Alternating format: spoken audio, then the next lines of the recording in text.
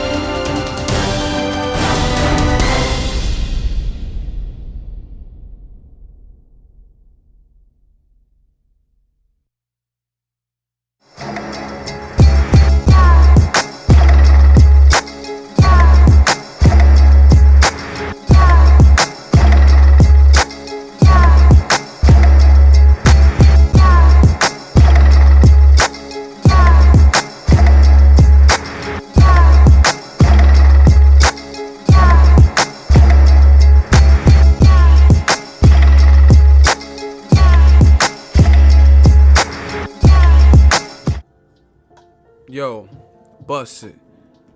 We back up in it. We back up in it. Back to business. Back to business. Bust it. Yo, I gotta figure out what's going on with this, man. Why is this shit doing this so much?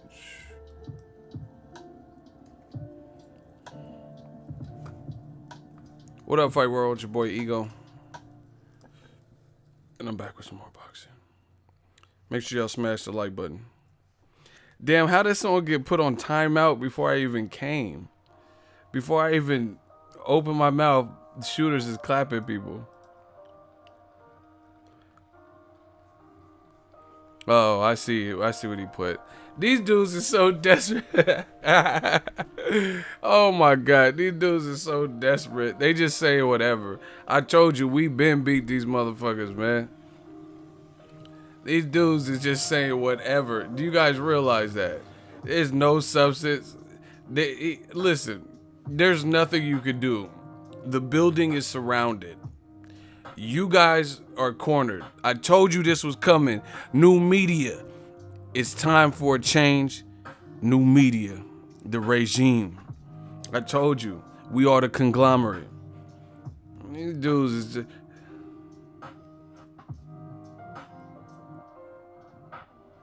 These dudes is crazy.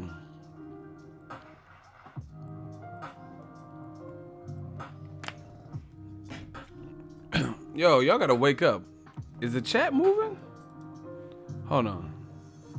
Hey, YouTube, y'all gotta stop playing with these streams. They not sending out no type of notification across the, you know what I'm saying? Across the subscriber stratosphere. I don't know how they regulating. I don't know how they choosing who gets a notification, but only a small percentage of the people are getting the. This shit is crazy.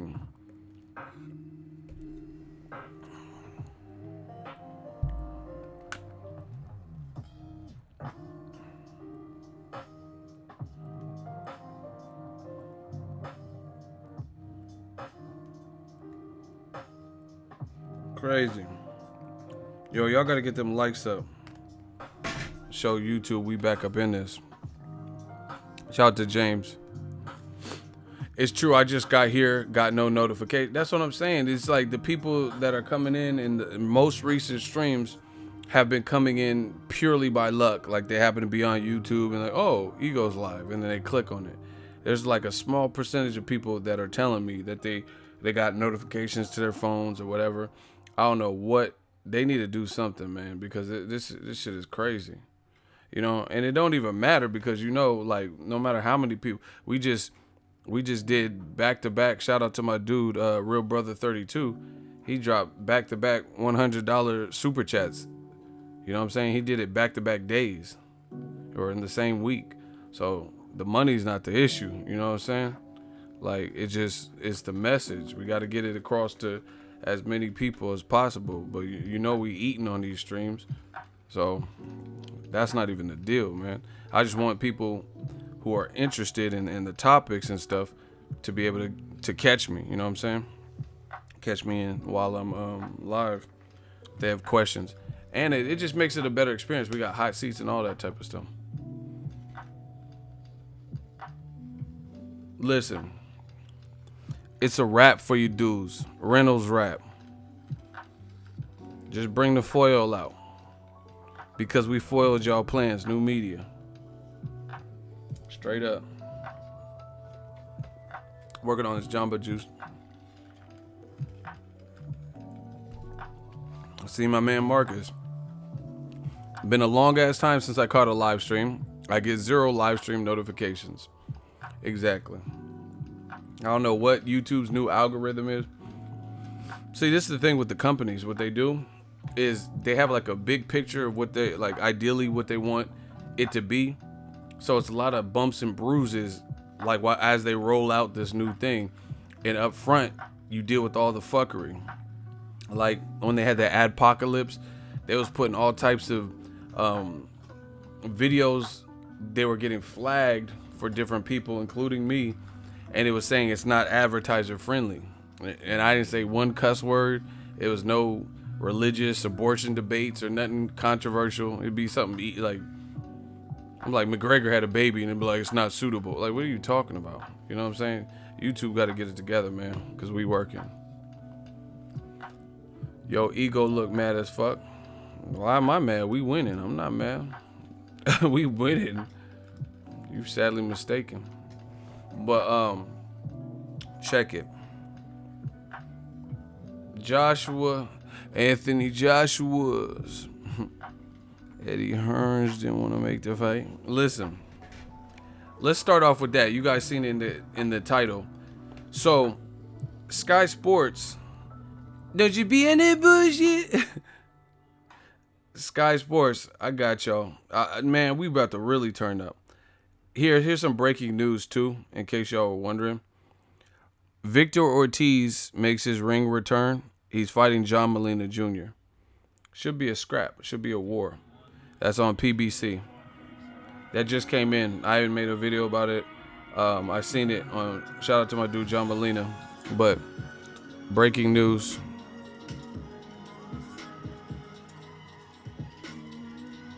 You know, I don't know why it's not focusing, but you guys get the picture. Ortiz, John Molina, Sunday, September 30th on FS1. See, the thing about it, this is why, like I said, everything we said predominantly that I could think of, unless you guys could think of like major things that I've said on the channel, what the Eagles Army said came true. They said Al Heyman doing bad. Al Heyman ran out of money. Al Heyman ain't this. Al Heyman is giving us multitudes of fights on different levels. Is that the most meaningful fight? No. However, that's probably going to be a war. If you watch John Molina's fight, I don't know if it was his very last fight. I think it might have been with Ivan Redcash. That was a war.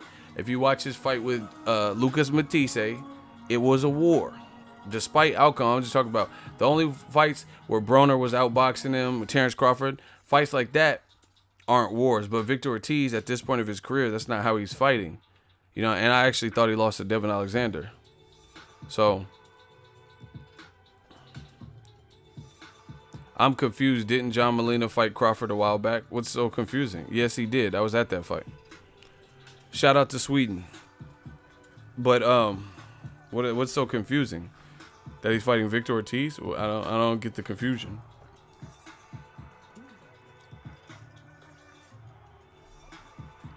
Yeah, it's the same guy. John Molina's big. He's bigger than Danny Garcia.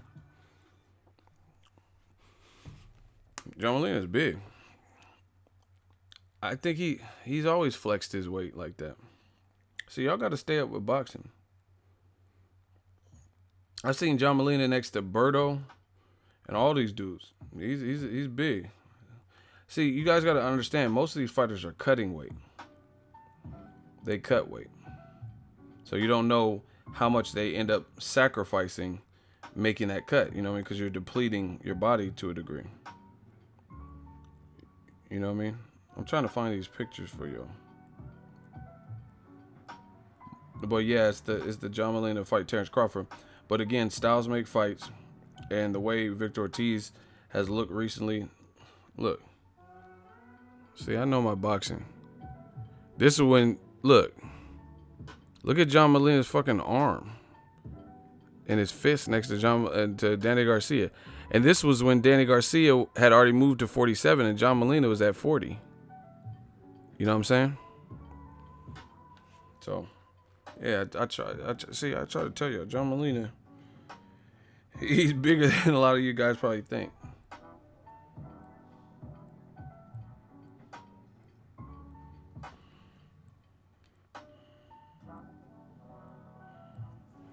But man, everything they said was like damn near wrong. They said, "Oh, Al Heyman doesn't have any money." That's why they disappearing one by one. I told you this was coming. Watch these channels; they just start folding. That's what happens when you can't coexist. You can't romp with the big dogs. You know what I mean? Oh, Al Heyman. Remember, these motherfuckers was like acting like Al Heyman was fucking Illuminati or the devil or some shit. You know what I mean? Instead of giving it a chance. And even though Al Heyman came in the game and brought certain things to boxing, like free TV and stuff, they still hated him.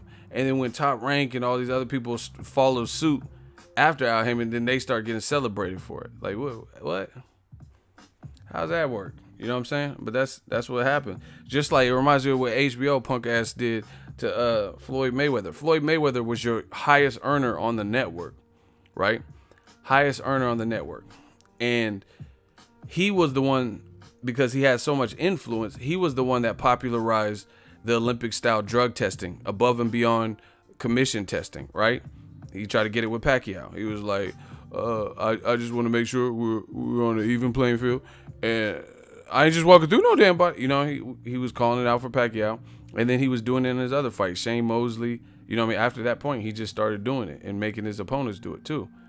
Do you guys realize that HBO and other fans, they clown Floyd for that? They try to say he was like chicken, or that was some pussy move. Like, what a pussy. You don't want to fight Pacquiao because you're asking for this drug test. When Pacquiao started off at fucking noodle weight and moved all the way up to whatever he did, 52 or whatever he fought Margarito at. Motherfucker was at centipede weight and moved all the way up and fought all these big guys, whatever. But they said Floyd was scared and health comes first and all this bullshit. And then HBO had the audacity to never give Floyd credit for kind of bringing that into the sport. And then I watched a segment with your boy Jim Lampley, and Donaire at this point was doing like year-round testing, and he was like, yeah, this is great, bang, this is great for the sport. Donaire is just doing year-round drug test, and it's like they try to give him all the credit, but Floyd was the one that introduced it, and you know it, you know what I'm saying? But this is what these motherfuckers do. This is what old media does, little cat in the hat, you know what I mean, sleight of hand ass tricks. You know what I'm saying? They'll steal somebody's idea and then run with it and act like it's there. I hate that. I hate shit like that. You ever do that? Like, let's say you in class or some shit, and the teacher say something, and then you say a funny joke, but you said it kind of light, and people didn't hear you. And then somebody else repeat your joke, but they say it louder. And then people start laughing like, ah, ha, ha, because they thought they came up with the joke. It was your funny joke, but you didn't say it loud enough. So not everyone heard it, but the only person that blurted it out, he the one that he heard it. You know what I'm saying? And then he got the credit for it. That's what these motherfuckers try to do in the old media. See, I tell y'all about yourselves in this game. Yeah, that's the worst feeling. Copycat ass. You know what I mean? Copycat ass fans and shit. What are you guys talking about? John Molina versus Mauricio Herrera. Like, you guys are just saying random. He's fighting Victor Ortiz. I just announced it. Mauricio Herrera, I don't even know when's the last time he fought. I think he fought Jesus Soto Caras or something. You know what I mean? He didn't look good versus Frankie Gomez, another fighter who disappeared. Like, what are you guys talking about? Mauricio Herrera. Like, y'all just be saying whatever, man. Oh, yeah, John Molina versus Tim Burton. Like, what? What are you talking about? Zac Efron and John Molina. Zac Efron. Hey, block this Neto dude. Ellie's my dude. You just saying stupid shit. All y'all motherfuckers saying stupid shit is getting blocked. When you gonna spar Ellie? What the fuck you talking about? Ellie's out here getting money. I'm out here getting money. That's my dude. Shout out to him. Stop trying to create shit. Block him. Somebody block Neto Vidal. Yeah, LOL my ass. You about to get up out of here. I'm sick of y'all saying stupid shit. When are you gonna spar? Like, who does this? You know what I'm saying? Like, let me go to your job, your janitorial job, and ask when you fighting other people you work with. You know what I'm saying? These motherfuckers just be trying to create shit. I'm gonna go to your job where you the custodian. Hey, when you gonna fight the lunch lady? You know what I'm saying? When you gonna hit that bitch? Fight the lunch lady. When you gonna go to the cafeteria and bust her shit open? Just go like that. Like, I don't do this to y'all. I don't come to y'all jobs asking that. When you gonna punch the principal? When you gonna spar with him? Like, I just be saying stupid shit, man. Sick of it. Anyway, John Molina's big. He's fighting Victor Ortiz. I don't know what y'all talking about. I don't know nothing y'all talking about. But peep out what happened with Skysports, yo. All right, so last night,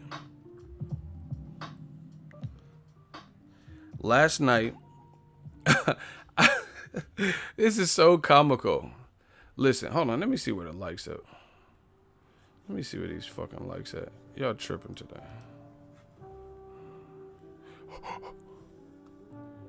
Yo, try to get the likes up. We need to be closer to 75 at this point. YouTube ain't sending no notifications. Y'all gotta smash the like button. This shit ain't free. But y'all want to hear some? You want to hear what they try to do to new media? Okay. Listen, I'm gonna tell y'all. I'm gonna fill y'all in.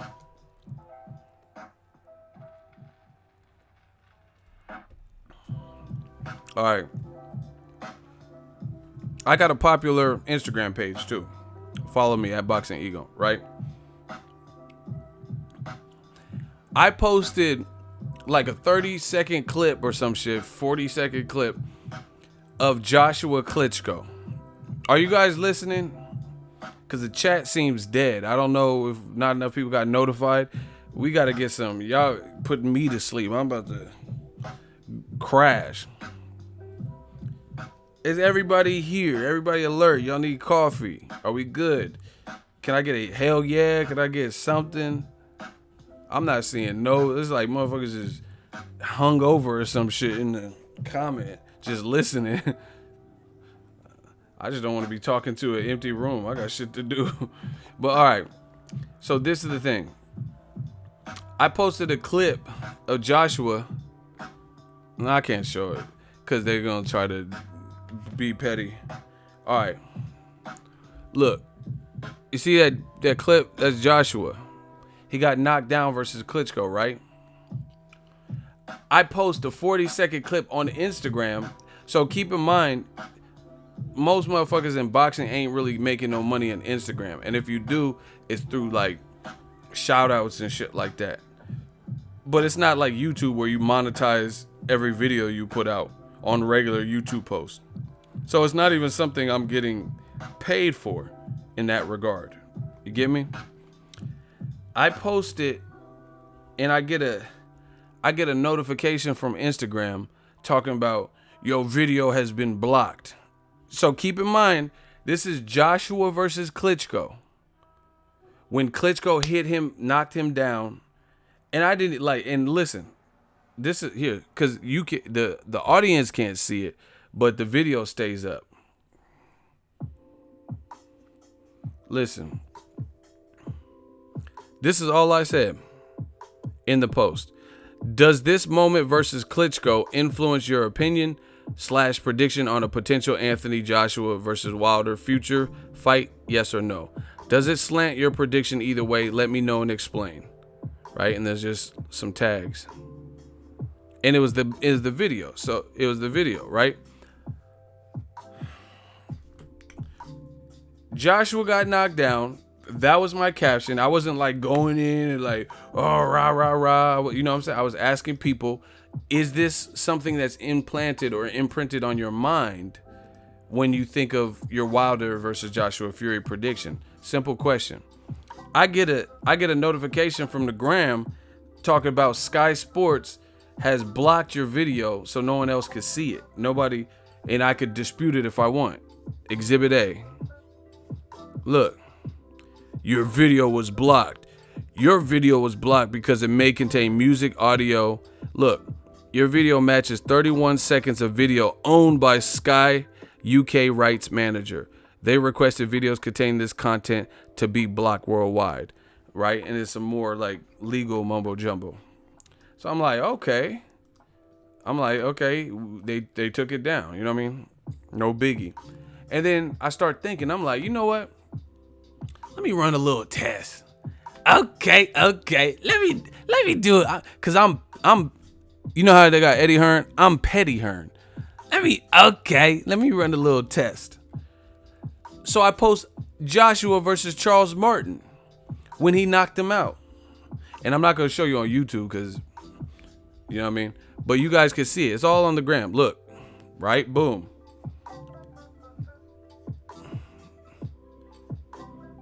6,530 views. And I said, wait, so I could post a Skysports clip of Anthony Joshua knocking someone out, but it gets blocked if you show Joshua getting knocked down by Klitschko. I'm starting to see how this game works. See? The actual, so I'm like, okay, how's that work? When Joshua got knocked down, and then that's the thumbnail and all this shit, the video got blocked by Skysports. But then another fight from Sky Sports where Joshua is doing the knocking down and he's knocking someone out, you know what I'm saying? That didn't get blocked. So I'm like, what the fuck? So I was like, you know what? Okay, let me do one more test. So look at Joshua right there. See, he fell, and then you see right next to it, it said the video is blocked. So I said, okay, look right next to it. So I post the same fight. I'm like, okay, maybe it's because it was the Charles Martin fight. You know what I mean? Maybe that's the reason. So let me post the same fight. Do you guys know I posted the clip of him knocking out Klitschko, uppercut, all that, no flag, no block, nothing. The video's still up. Now I don't know if they're gonna take it down now because I called it out. But look,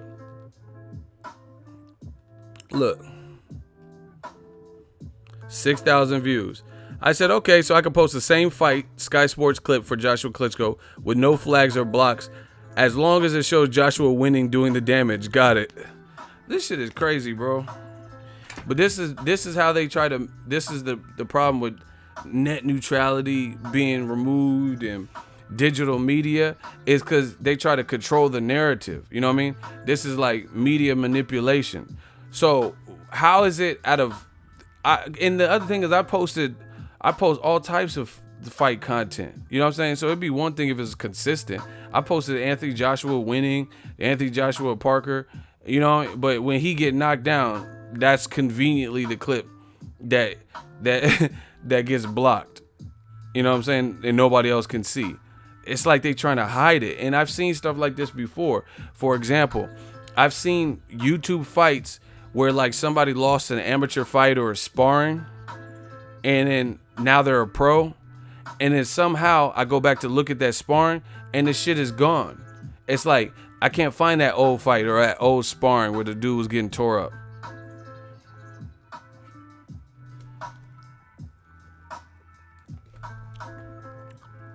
Now that you say it, they will block the other video too. I don't give a fuck. I'm not getting paid off that. I don't give a fuck. They can block whatever they want. Matumbo. They can Matumbo block it. I don't give a shit. You know what I mean? Because the point's still proven. The clip's already been up for 24 hours and you didn't do shit. So if you wait till I expose what happened and then all of a sudden it gets blocked, you know what I'm saying? And what does that mean? I've already done the test. I've already ran the test. You know what I'm saying? We already got it. It's like someone went to test for an STD, and then we got the test results back, and they're like, hey, give me the blood sample. It don't matter. You could steal the blood vials and samples. We already have the test results back. You know what I'm saying? So that don't mean nothing. I already seen what I needed to see. And this is what the problem with digital media is. They try to manipulate what's out there. You know what I'm saying? So Joshua with his legs up when he got knocked down, that's like, it's almost censored where I can't, they won't allow me to post it. And it says it was flagged by Sky Sports. So, which means it's just like Shazam or something. You know, you listen to a song like, oh shit, that you been hit by and you don't know what the song's called. You turn on Shazam and it listens for it. And then it's like, oh, Michael Jackson, Smooth Criminal, 1980 something. You get what I'm saying? And they have software and different things like that to figure out, like, for copyright reasons, to like kind of scan through videos to see if it's any matching frames and shit like that. I even have like there's a lot you can do. I have photo software shit where it'll recognize even my phone does it. I could have 2,000 pictures in my phone, and then there's a selfie column, and it isolates all pictures of me or certain faces, like, because I have like pictures of, you know what I'm saying, like, I've taken pictures from fights and stuff. So if it's like Wilder or Canelo or something, it'll show their face. They'll have their own, it'll gather all the pictures I have from various Instagram posts of Canelo or of Deontay Wilder or Joshua or whoever it is. So it don't affect me. I mean, this is not a YouTube deal. But I just think it's ironic. When Joshua is the one being knocked down, I pose a simple question, which is a real question. Conveniently, that video is blocked. But when Joshua was slaughtering Charles Martin with them tight ass shorts on, Charles Martin, his shorts were hella tight in that fight. You know what I mean? I think that's why he could, like, I think it was like hard to get back up because it was just tight. But I post that and that's all good. I post Klitschko's neck. I mean, my push. You know what I mean? That giraffe neck shit. That was all good. Media manipulation, man. It's like they want to control the narrative. They do this on Fox Sports. Trump's attorney, he fuck around and getting he getting arrested and pleading guilty and all types of shit. And everybody else, all the other news stations is talking about it. Like, oh damn, did you hear about Cohen? Did you hear da-da-da? Right? Fox News gonna try to, oh, fucking Obama, he like white girls. Like, what is that? Hold on. What does that have to do with anything? Everybody else is talking about it, but you trying to skip over that. You get what I'm saying? That's how they try to manipulate the media. They don't want you to focus on, like, Fox Sports. They don't want you to focus on what the fuck is happening, the negative shit about Trump. They don't want you to know that. They don't want you to see it. They don't want it to be fresh in your mind. None of that. You know what I mean? So what they do is deflect, just like these stupid ass boxing fans. That's exactly what they do. They deflect.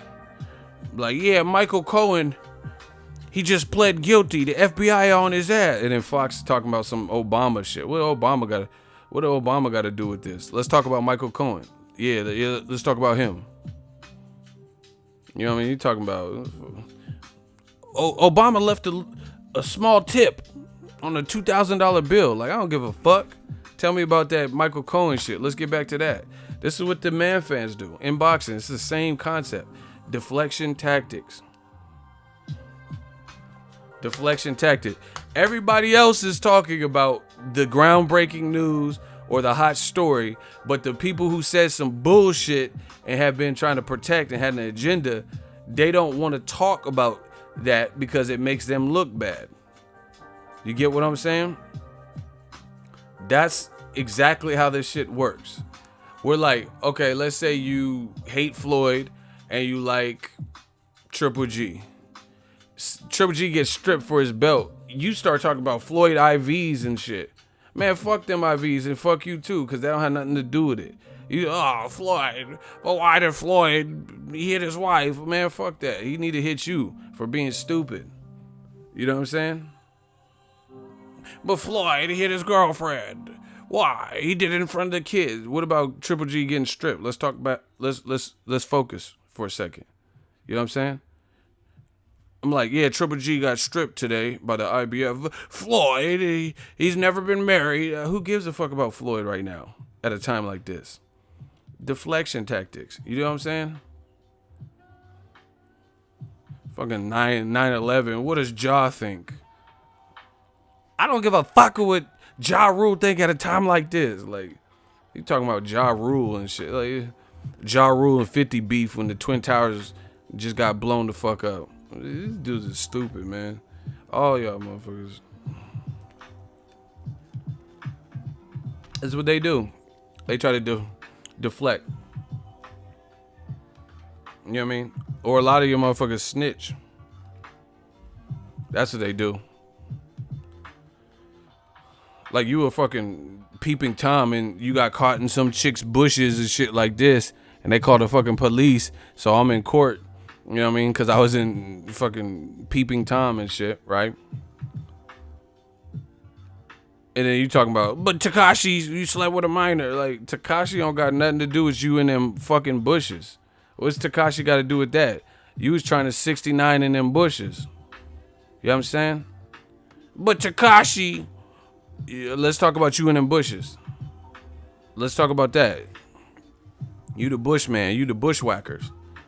You was in them bushes. But Tekashi, you was 69 in them bushes. Let's never let them lose focus and sight of what we really talking about here. Man, see, y'all bringing up Beltran. Which Beltran? That's cool. He's fighting this weekend. Cool. I'm not talking about Beltran. Y'all, listen. Go to them other channels. They talking about Beltran. I'm not talking about Beltran right now. Y'all keep talking about Beltran. Good luck to him.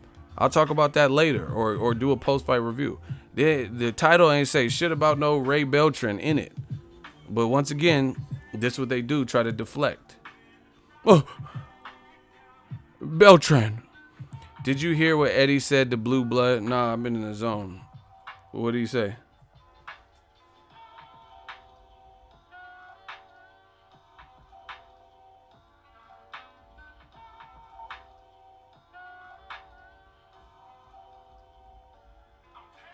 What did he say?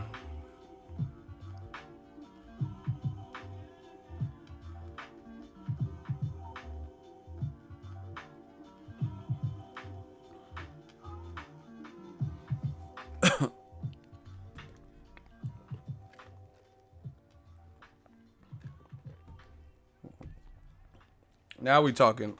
Terrell talking my language. Yeah, Terrell talking my language. He says, "You right, Ego. Let's stick to the script, people. Smash that like button." Now y'all talking my language. You know what I mean?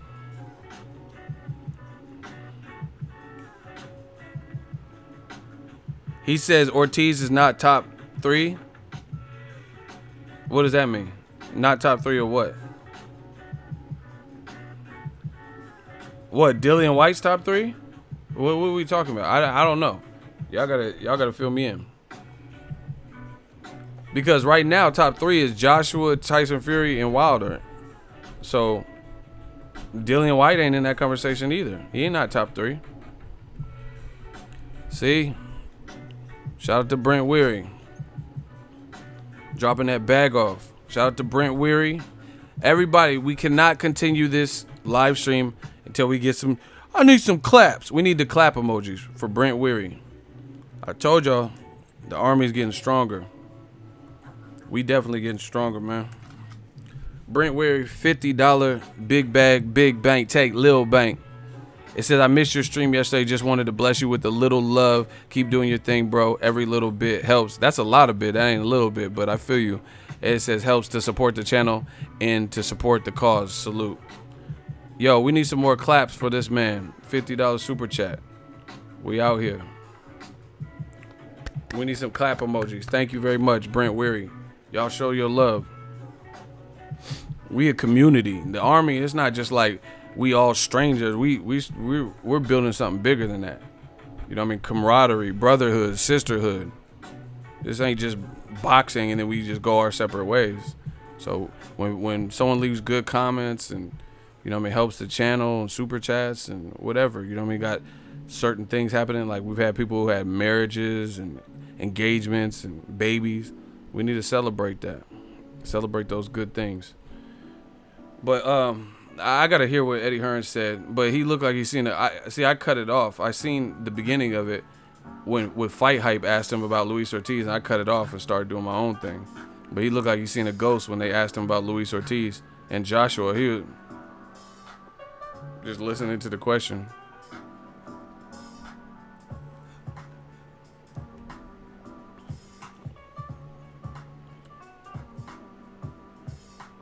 Listen, man. Anybody saying nothing, listen, I'm going to say it like this. I've said it. Anybody saying something bad about Luis King Kong Ortiz that's in his division, I don't want to hear it until you fight him. That goes for promoters and trainers too. Unless you're going to put your guy in there with him, or unless you're a promoter and you're going to stage an event with him. Because you have to understand, I've been a fan of boxing my entire life. Shout out to my older brother and my dad. Right? Boxing is not determined or predicated based on word of mouth. You're not the best because you just simply said you're the best. There has to be some stats or some things to prove it. If you're like, I'm like Danny Garcia, if he says he's the best welterweight, some people agree with him. Sean Porter say he's best weight, some people agree with him. but Errol Spence don't agree with them. So I got to see them all fight or go through the process of elimination. Keith Thurman, all them dudes, fight each other, all the relevant top guys, Terrence Crawford, and then we got to make some sense of it. It's not I'm the best welterweight because you think you are, because you think you have the best resume. We got to see it. You know what I mean? Andre Ward, he could say he was the best super middleweight. You know why? Because he beat everybody. Everybody that was worth a damn in his era, he beat them at super middleweight. So we need to get back to that. Usyk, he could say that. Usyk could say I'm the best cruiserweight. There's other good fighters like Andrew Tabiti, very good. Gassiev even is still good. Tony Bellew, but at the end of the day, he's the man with all the hardware is undisputed. Terrence Crawford, he was undisputed. So we gotta until otherwise proven. Now I do think Tony Bellew could give Usyk a very good fight, but you still got to give someone credit up until then.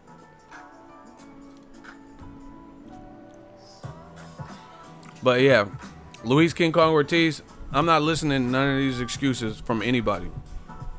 I watch boxing. I have no agenda. I don't know Luis King Kong Ortiz personally, right? And I know that man's badass. I know he's a problem in that ring. I know he has the right to use the gorilla emoji because he's a gorilla out there, and he'll beat the fuck out of you and then beat on his chest on the turnbuckle. That's what I do know. So anybody saying, oh, he's old and oh, he's decrepit and he's wearing Depends, that's cool. Fight him. That's it. I don't have nothing else to say. If you feel that way, if you feel you'll knock him out, or you could pick things out that he does wrong, or you have proof that he's 1,001 years old, that's cool. I don't care. I don't care about none of that unless you're trying to fight him. Because this is what they try to do, and we're not allowing it. New media. They try to relegate people like Rigondeaux's boring, and HBO wants to throw up every time I utter the word Rigondeaux. I don't care. Let HBO vomit then. It could be projectile vomit. We're not doing the Rigondeaux thing again. You know what I'm saying? Where Rigondeaux got to fuck around and move up 2 weight classes to help build someone else's hype train and their legacy and overstep his boundary. Not to mention take a risk that these other A-sides never have to take. You know what I'm saying? We're not doing that no more. New media is here. So if people we're not doing like this to every Cuban that comes around. You know what I mean? And a lot of y'all don't know shit about boxing. You full of shit. Like they say this about Erislandy Lara. I'm not gonna front, like there's never been a fight where I had gripes. Like I told you, when he fought Delvin Rodriguez, I think he should have been more aggressive because Delvin didn't really have nothing. If you have a dead man in there, you're hurting him. You know, just end the night for everybody. Take a little bit, put your foot on the gas a little bit. But overall, I know Erislandy Lara is a quality fighter. That's why you never heard me say a bunch of bullshit like, he ran and he's the runner of the year marathon, right? That's what they said. But you notice a fight that I covered, this is one of my favorite fights this year that I covered as media. I was there like front row, front and center. Erislandy Lara versus Swift Jared Hurd. Because Swift Jared Hurd, with his style, he forced that up out of Lara. You know what I'm saying? He forced a tough fight. You know what I'm saying? I'm sure Lara probably felt he was sick of hearing certain things, but you got to give it, part of that is what Hurd does. Hurd is just relentless, can take a shot, you know what I mean, can take a licking and keep on ticking. So if like Golovkin and Abel talking about Canelo ran, do what Jared Hurd did and beat the fuck out of somebody. Don't stop. Don't let off. Keep coming and keep coming and keep drilling your opponent and then get a 12th round knockdown like Jared Swift Hurd did. Not, oh, he ran, because a lot of y'all say he runs. You know what I'm saying? Y'all say he's a runner, but he didn't really run that fight. He was lured into a dogfight and he was forced to, exchange a lot more than we're used to seeing. This can happen to any fighter. You know what I mean? Maidana had Floyd have to sit down on some shit, to get some respect. If it's not required in the fight, then you may not see that. You may not see that aspect of that fighter's fight game. You know what I mean? But Lada versus Hearn was a war. You know what I mean? But y'all called him a runner. So what my point being is let's see it. You know what I mean?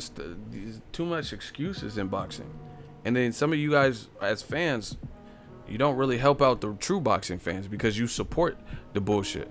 Oh yeah, Luis Ortiz, he's not really a money fight. I don't care about.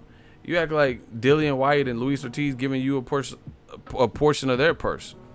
I don't care about that. I don't care how much I talk about ego purses and how much people are making because I cover boxing. But as a fan, I don't give a shit about that. You know what I'm saying? Like, let's say you work at Home Depot. Do you honestly want to hear how much everyone make? You would fuck around and probably be sick and want to quit your job. You'd be like, God damn, Cindy is making $29 an hour? What the fuck? She's lazy as fuck. You know what I'm saying? Like, I don't care about what other people are making like that. If anything, it'll probably infuriate me. You know what I mean? So, we got to get boxing back to that sweet spot. And less of the excuses.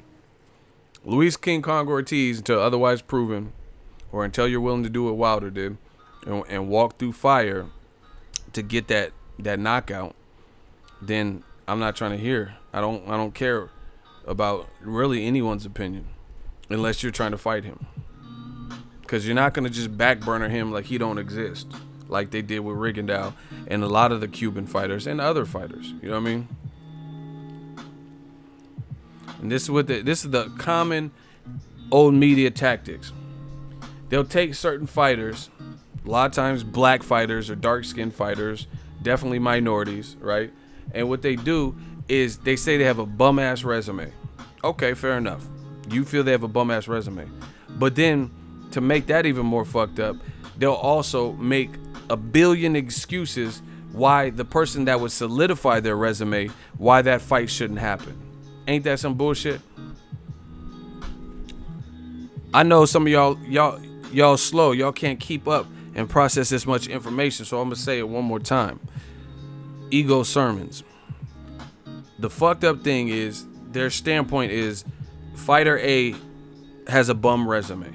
They don't fight no one. They haven't fought no real life challenges and contenders and whatnot. Cool. If that's your opinion, cool.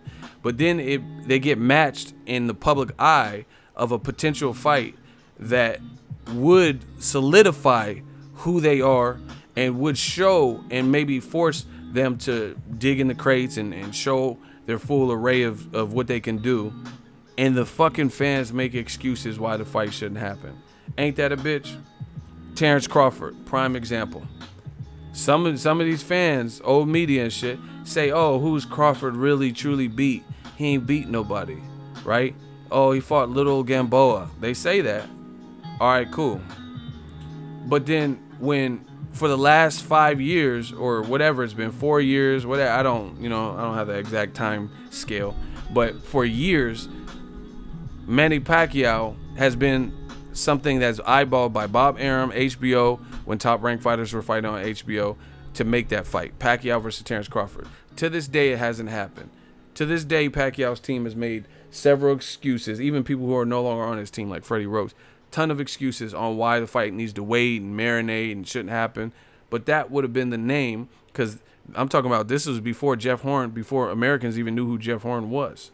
So it was before the Jeff Hearn loss. You know what I mean? That would have solidified Terrence Crawford. But they didn't allow the fight to happen. The powers that be, nobody forced the fans. You know what I mean? There was not this immense amount of pressure. That's where new media steps in. We're not going to keep doing this. So as far as Luis King Kong Ortiz, we can start it right now. You know what I'm saying? Because I'm one of the people that pushed for Rigondeaux versus Lomachenko. You know, and I'm happy I did. I don't care. I mean, he lost. He tried, came up short. It happens. But at least I got to see it. You know what I'm saying? At least I got to see it. So there's no concerns on who would win at 130. We got to start putting our foot down as fans. You know what I'm saying? Y'all just too accepting. That's like as a man, and I'm not trying to sound sexist because I can't speak on behalf of the feminine. Like, I'm not saying I don't have any feminine traits. But I can't speak from the female experience because I'm not a female.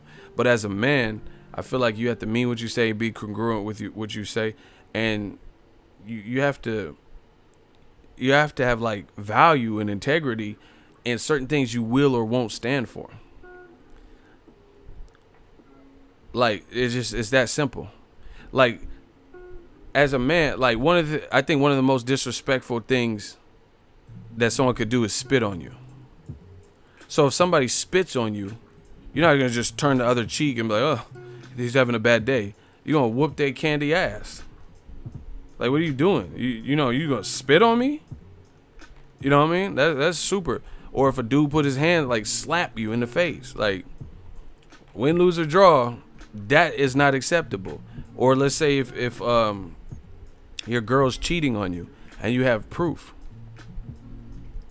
you just gonna stay and just let the bitch keep cheating on you? Like, what the? You have to have some ground rules, you know. At least me, that's who I am. I'm just gonna stay with her and she's like cheat. Like, I'm not saying if you got cheated on, I don't know y'all personal stuff. I'm not trying to rehash any old scabs with y'all, but I'm saying it has to be something established. Like, okay, you cheated. Like, we could work through this, blah blah blah. But we have to have a talk or something. Like, it's not just like I just sweep it under the rug. Like, bitch, you cheated. What the fuck? No, it has to be something like it's an understanding or something. I'll probably leave the situation, me personally, if I know about it. You know what I'm saying? But it has to be some type of resolution. I need closure. Can I get an amen? You know what I mean? I need closure. Slow it down. I just dissed you. I said if the bitch cheated, I need closure. Close her. I'll close her off. Get the fuck up out of here. I said I'll close her. Closure. Man, y'all ain't ready for these bars, man. Double entendre. Triple on. I said I need closure. That means I would close her. I'll run up like a wrestler and close her. That's that clothesline. Hang her out to dry. I don't give a fuck. I'll Ray Rice her right in the eye. Let me stop. I'm about to start getting wavy with these bars, man. But yeah, man, these dudes, y'all gotta stand for something. I don't know where y'all come from. If y'all got daddies or father figures or, you know, just a teacher, male role models, you gotta stand for something. New media, we stand for something. We don't sit for nothing. Unless it's the national anthem, we might take a knee if we want to. Stand for something, man. We can be in wheelchairs and we still would stand for something. Bars, oh my gosh. But yeah, it's like you gotta just accept whatever somebody throws at. Oh yeah, Luis Ortiz is bogus. He's bottom 50. In your heart, do you feel he's bottom 50? How you just let somebody tell you how to feel? Like, I never understood that because that's simply never been me. You know what I'm saying? Just because someone says that Luis Ortiz is not that good, that's your opinion. You feel he's not in the top 5 or top 3 or whatever. I don't feel that way. I think Luis Ortiz, anybody in the top division has a, you know, even Wilder in the rematch. That's not like, I would favor Wilder, but it's not a foregone conclusion like that. I mean, you've seen he was doing, you know, he might be able to make some crazy adjustments. You know what I mean? So we don't know. But for anybody acting like Ortiz, see, this is why I like Sarah Valdez. She be knowing her boxing too, and she cute. She pretty. I don't know. Cute makes it sound like she a little girl. She said, I would like to see Luis Ortiz versus AJ. Exactly. Instead of Anthony Joshua versus excuses. Oh, Luis Ortiz, who is he? No one knows him. But we all knew Takam, huh? Okay. And see how, this what I'm saying, man. This stuff has to make sense. Nobody knows Ortiz. No one. But we all knew who Takam was. Kubrat Pulev. The fuck is a Kubrat? Sound like a fucking Polish dog or something. Bratwurst. We got Bratwurst, Polish dogs, and Kubrats. Like, what the fuck is a Kubrat? Listen, man. the other thing is this. It's over for you. I was just at Mikey Garcia versus Robert Easter. I covered that fight as media. LA, all my people in LA, all my party people in LA, they gave it up for Luis Ortiz. He wasn't even fighting a big name. And they gave it up. Like, give it up. LA went dumb for, what's the name? Luis Ortiz. The crowd, I was actually surprised. I was like, oh, okay. But I mean, I was surprised, but I'm not surprised. I know why people feel that way, but I'm surprised that they still did it because, you know, some people, they be booing in action fights and all type of shit, drunk and hate a guy, so they hate him for eternity and they won't give him credit. But I know why they did it, because he gave his fucking all versus Wilder, and he put on a hellified scrap for the boxing world to see. And even though he came up short, nobody's still want to fuck with him. Nobody's still like calling his bluff. Nobody still want no wreck with him because they know he's real. Even though he lost, that's how you know, man. That's how you know you a beast. Even when you lose and get knocked out, people still don't want to try you. They still don't want to try you. That's how you know you real. Because, put it this way. Oh my gosh, man. I'm about to crucify y'all. I'm just in that mood. If y'all want me to crucify these man fans, I'm going to set it up right now. Can I get a hell yeah in the comment section? Let me get them. Oh my gosh. I just thought of a crazy point. I know y'all like the crazy joints and them crazy points. I'm about to get them. If y'all want me to get them, can I get a hell yeah in the comment section? I just thought of a crazy point. I'm going to put this in perspective. Your memory might be selective, but we're going to help you remember it. Let's get it. All right. Check this. WBC, they just recently ordered Dillian White versus Luis King Kong Ortiz, two high-ranking heavyweights, to collide. Luis Ortiz said nothing really. You know, the only thing he did is did a video and he said, Wilder fight me, promised to fight me, and I'll knock the old man Luis Ortiz. Wilder don't have nothing to do with the WBC order. Then him and his team, Eddie Hearn, they went and looked at the Kubrat Pulev option. They were down to fight Kubrat Pulev, even bid some money to secure the fight. At the purse bid, Eddie Hearn lost, like he's been losing on recent purse bids. He lost to Epic Sports and Entertainment. I believe the owner of that company, Imprint, is from Bulgaria. So they're trying to stage the Kubrat Pulev Dillian White fight in Bulgaria, right? Dillian White and team didn't want to do that. They didn't want to give him home court advantage like that. So they bailed out. Then they tried to get Gerald Miller, who's also with Eddie Hearn, and they didn't like the fight in Bulgaria. So they bailed out. Now it looks like Kubrat Pulev is finna fight Hughie Fury. Keep up. Then Dillian White just went to fight Joseph Parker. I'm sure he made some cool money in that fight, a UK fight. Joseph Parker coming off a loss to Anthony Joshua. So I said all that to say this.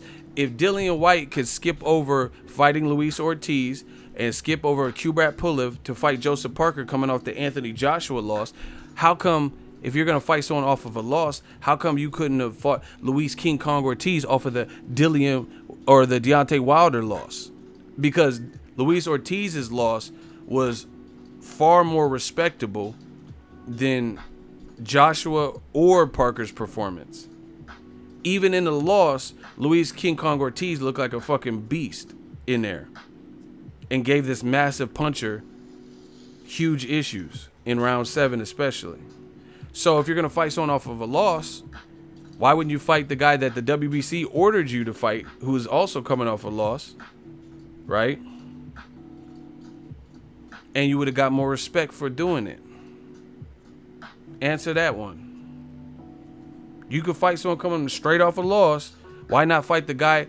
And not to mention, if you fight that guy, I don't know how the WBC is going to do it with Dominic Brazil, but if nothing else, that would build your stock and raise you up on the WBC's chart. And the WBC is the one belt that Deontay Wilder has.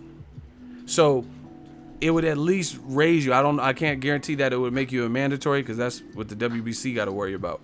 But it'll get you right up there. It's either you or Dominic Brazil. You know what I'm saying? But either way, you've been calling out Wilder, and that's what you want to get. So why are you fighting a non-champion off of a loss?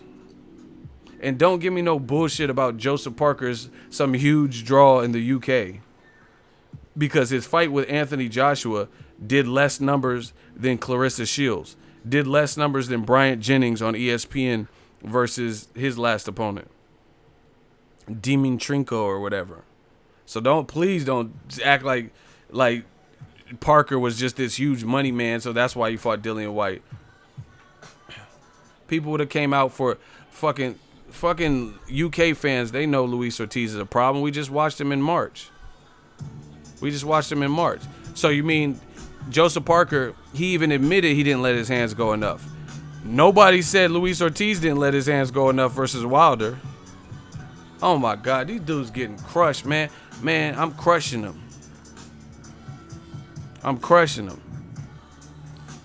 Joseph Parker, so he's admitting what I'm saying. Joseph Parker admits in the Joshua fight he was thinking, overly cautious, wasn't offensive enough, didn't let his hands go. Ain't nobody, I don't care if you're from the UK, I don't care if you're from Castle Grayskull, I don't give a fuck where you from. Anybody can see, if you watch Wilder versus Luis Ortiz and AJ versus what's the name, Joseph Parker, we could see who let their hands go more as the challenger or the B-side. We could see was the more entertaining fight. So you mean to tell me that UK fans will give it all the way up and make Dillian White versus Joseph Parker this huge event, but seeing the guy who gave Wilder a huge scare and let his hands go a lot more, that wouldn't be a good fight that the UK would support? See, y'all see, this is the thing. UK, I love y'all, but just like my dad loved me, right? I really feel, well, I know he loves me. But sometimes he will beat my ass if I did the wrong thing. So UK, y'all got to get this tongue lashing. I love y'all. I love the UK. But sometimes it requires tough love. Some of y'all rely on this whole UK versus USA shit. The UK is not a scapegoat. The UK, you can't escape the reality just because you're in the UK. You can't use the UK as a shield, if you will. This ain't Captain America. That's what a lot of these dudes is doing. They're using the UK. Oh, Joseph Parker, he's just so much more well-known in the UK. No, he ain't. Because he fought Joshua in Cardiff, he's automatically more known than another fighter who just had 1 million+ views with Wilder. Y'all just make shit up. Oh, yeah, everybody knows Parker now. Parker fought because he fought one time in the UK. Stop it. Trying to act like UK fan. Excuse me. Like UK fans don't know the reality. I follow Cannon Briggs. Y'all motherfuckers know who he is. And he like 45 or some shit. He probably like 45, 46, and y'all know who he is. He hasn't even been active. But just because it's the social media age and he's a charismatic personality and a big dude, let's go, champ, y'all know who he is. So you mean to tell me y'all don't know all of a sudden who Luis King Kong Ortiz is? You would only know Joseph Parker. Come on, man. Y'all can't use this UK shit as a shield no more. Listen, we doing this the hard way. We know there's a lot of wounds. They try to put bandages. We ripping them band-aids off. We ripping the bandage. This shit ain't never gonna heal until we get a piece. Until we get what we've been asking for as boxing fans. Shit ain't never gonna heal. Every time you think it start to scab over and you think the cut's gonna heal, we gonna rip that bandage off and expose it. Now it's exposed to all the elements again and again and again. This shit will never heal until we get a piece. Eagle Valley, Death Row East, believe in that. It'll never heal. Can't be no peace. What are y'all talking about, man? Trying to act like people. That's what they do. Like these dudes, man fans, be acting like no one knows Luis Ortiz.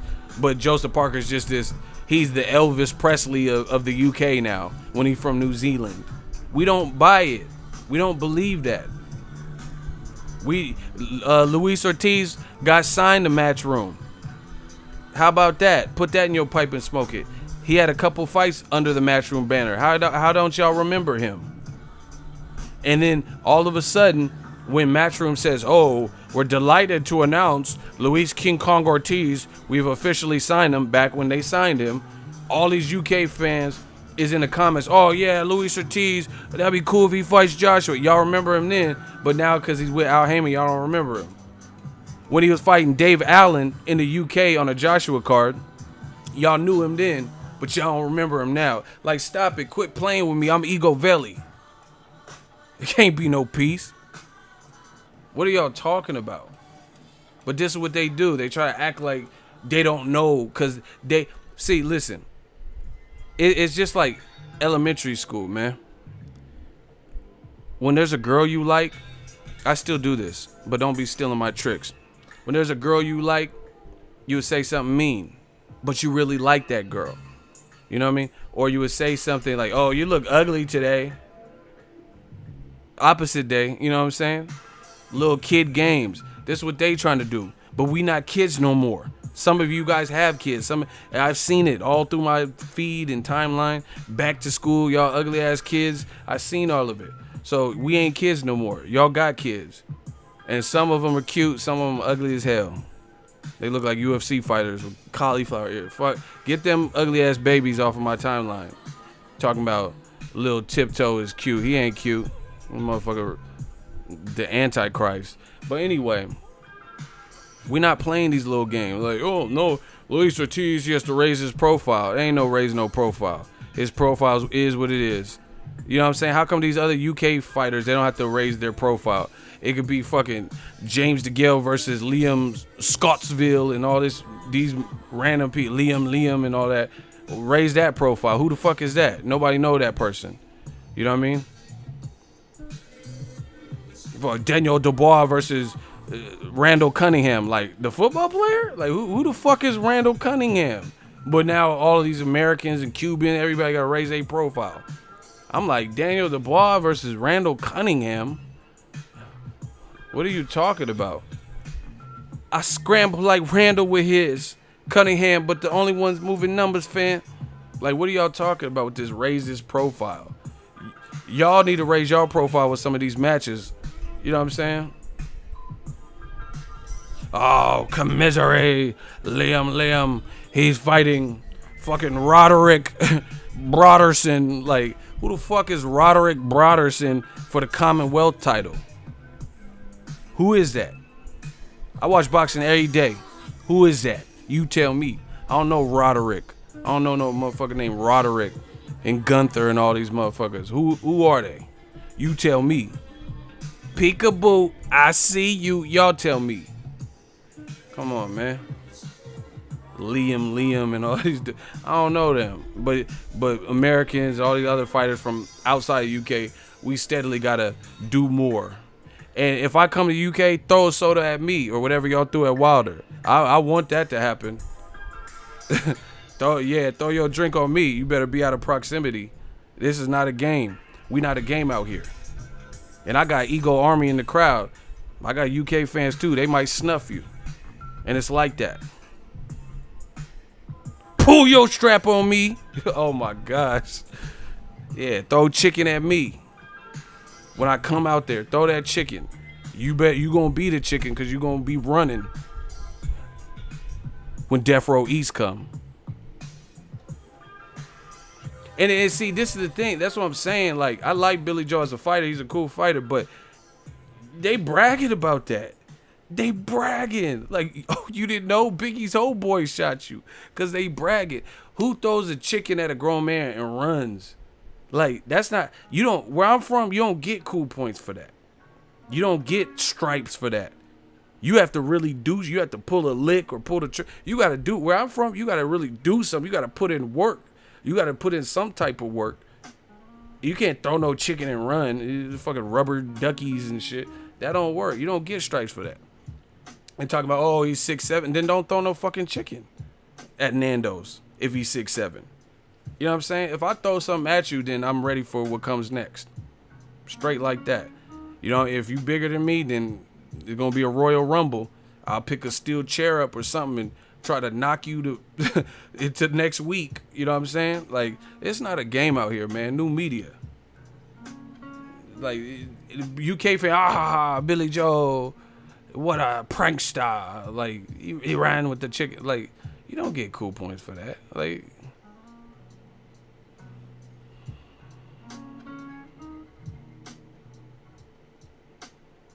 Throw a chicken at me. What grown man throw a chicken, man? Yo, the internet dudes be choking your chicken to stupid shit like that. Oh yeah, get a Billy Joe. Oh yeah, Saunders. What? Where they do this at, man?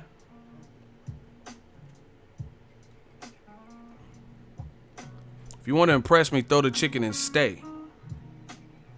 That's what'll impress me. You can't throw the chicken and then be a chicken. You know what I'm saying? And hightail it out of there. Like, that don't work.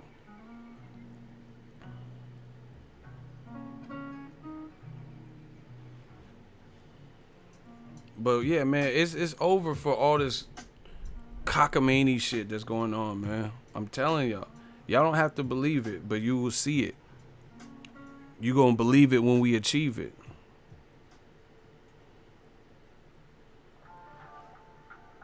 Yeah, I'm sick of it, what they doing to this man Luis Ortiz. This shit, all this shit is backwards. Telling Wilder to take 12.5 mil. Okay, that's how you really feel. But then you got an excuse why Joshua shouldn't take 50 mil.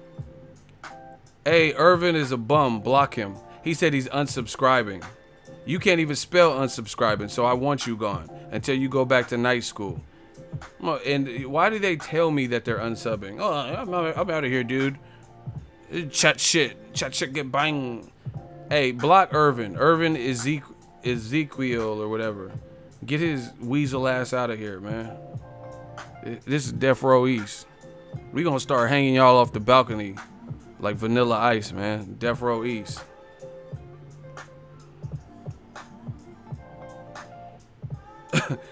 They just want attention so bad. I'm leaving here. Like that's like some movie shit or something. Like so, your girl's like, just leave, just get out of here, go. She's breaking up with you. Be like, all right, I'm leaving. I mean, you're not gonna try to stop me. Like, just get your dumb ass out. Like, you don't have to announce. She knows you leaving. Real men don't do that type of stuff. Announce when they leaving like that. It's already agreed upon that you leaving. Just leave. They'd be like, oh, I'm unsubscribing to this. This is not my cup of tea. The black channel. Why do the black channels? They say they're talking facts. What type of facts are these? Yeah. Oh my God. I'm feeling good. Feeling great. Okay. I'm feeling good. Feeling great, man. Hey. Now, Eddie Hearn did an interview with Fight Hype. He admitted that Wilder Fury was a great fight. His words exactly, great fight. He says a great fight. It's over for you dudes. There's nothing you can say when the competition got a. Now there is Eddie Hearn was trying to throw. See this. He admitted it was a great fight, but he still threw in a little bit of slander. You know what I mean? Just you got to look for these little token things. Like he says, oh, it's great fight for the heavyweight division. But I have doubts that it'll happen. See, why has it got to be that? Instead of just giving it up and say it's a great fight, break down the stylistic matchup. It's a great fight, but I'm not too sure it's gonna happen. When did Tyson Fury pull out of a fight? When does Wilder pull out of a fight? You see why that's wishful thinking. Just like when Eddie Hearn said it wasn't gonna happen to begin with. And then now that it is happening, you see him get all this press, all these videos made about it, all these like I looked at a BT Sport. You guys can proofread my work. Go to BT Sport YouTube channel. The face off with Wilder and Tyson Fury has over 1 million views. Over 1 million. Wilder, when he was in the airport and then they stopped him, has hella views. You know what I'm saying? It's big news. But let Eddie Hearn say it. He's saying it's doubtful to happen. That's you saving face. You hope it don't happen. You hope Tyson Fury pull out with an injury. When's the last time Tyson Fury canceled his fights? Kell Brook, see, this is what I'm saying. If we really being all the way funky, Kell Brook pulled out of more fights than Tyson Fury. Who want to challenge the God? Who want to challenge the Young Dawn? Tell me that Kell Brook hasn't pulled out of more fights than Tyson Fury. Tyson Fury is supposed to fight David Hay. David Hay pulled out, not Tyson Fury. What did Tyson Fury pull out of? Klitschko fight, the rematch, because he failed drug test. Meanwhile, Kell Brook was supposed to fight Devin Alexander 3 times, never happened. He was just supposed to fight Brandon Cook, didn't happen. He's injured. Brandon Cook is now facing Jaime Munguia on the Canelo Triple G 2 card. That's already 4. He was supposed to fight Diego Chavez, got injured. That's 5. He was supposed to fight Brandon Rios, fell apart. He's supposed to fight Jesse Vargas, fell apart. That's 7 fucking fights. 7 fights that were in negotiation and or done or scheduled or supposed to be done. That's 7 fights. Kell Brook pulled out. But now when it comes to Tyson Fury, you're doubtful. I don't know if Fury will make it to the weigh-in. Why? Or Wilder. When has Wilder pulled out a fight? His opponents pulled out a fight because they was on drugs. Like, come on, man. Like, what we talking about, man? What we talking about? Wilder wasn't canceling the Povetkin fight. Povetkin did because he was on vibranium, meldonium, adamantium, aluminum, everything with an at the end. Steakums, he was on all that. Andrei Wawowski or whatever the fuck, Wawowski, he was putting that Wawowski up in his ass cheek or veins. He failed a drug test. Luis Ortiz had some explaining to do. Come on, man, what y'all talking about? Man, let's stop. This is why these super chat. I'm the super chat king. Okay. My dude, Real Brother, he just dropped $50 on the channel. He said, shout out to the General Ego for another live stream. Shout out to Ego Army for always showing love and support to the channel. Ego, this takes me over $400 for super chat donations. Is there a way you could add a running tab so we can know how much we give? I'd have to see how I could do that. But they might have an analytic. Shout out to Real Brother 32. He real one. He a real one supporting the channel. We about to turn up, man. We about to turn up. September is a great month for boxing. And I'm going to be working my ass off for you guys. Believe that. This is not a game. You know what I'm saying? Ain't a bunch of filth, flooring, and filth. We just do what we do. Everybody get some claps for Real Brother 32, man.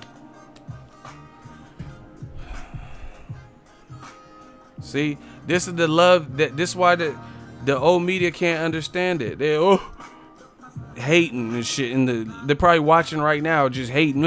How did he get back-to-back $50 super chats? Why do you guys support this guy? Somebody said, he's being ghetto. Whatever. Let's have a decathlon. See who's smarter. I'm with whatever. It's whatever you're trying to do. I'll be ghetto. Okay. See, I'm not Mayweather. I could read. We could do whatever. It's whatever you're trying to do. You want to do SATs? Match whiz with me. I love competition. Okay. But you got to make it make sense. You got to be making money. You got to make some money. You got to get some money. Okay.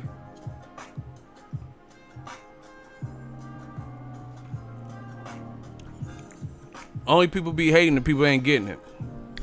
Easy.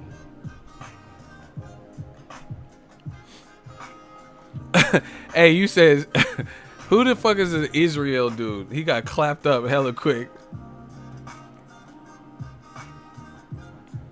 He said, I'm unsubscribing to this bum. Why you have to tell us twice, though? They mad, man. They mad because in 2 super chats, I made more than they did all week at work. All day at their shift. That's why they mad. Ooh, this is bullshit. You gotta tell the truth, people. New media, we coming. I'm motivated, man. I feel like I'm about to buy some upgrades for the channel. What y'all want? What y'all want more of on the channel?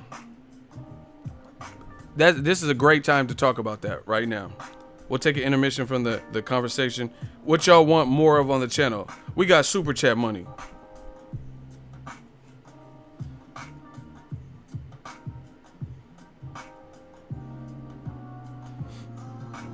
Y'all want some Connect for it? Y'all want some games and shit? What does that mean? We putting all these other channels out of business. All these weak channels don't be talking about nothing. All right, Jeff the producer, I heard you. What type of hats? What type y'all like? Color schemes. What type of colorways y'all like? What type of hats y'all wear?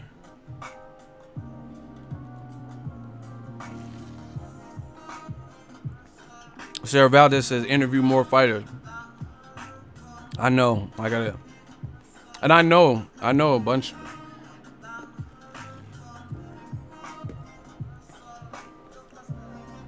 Shout out to the Giants.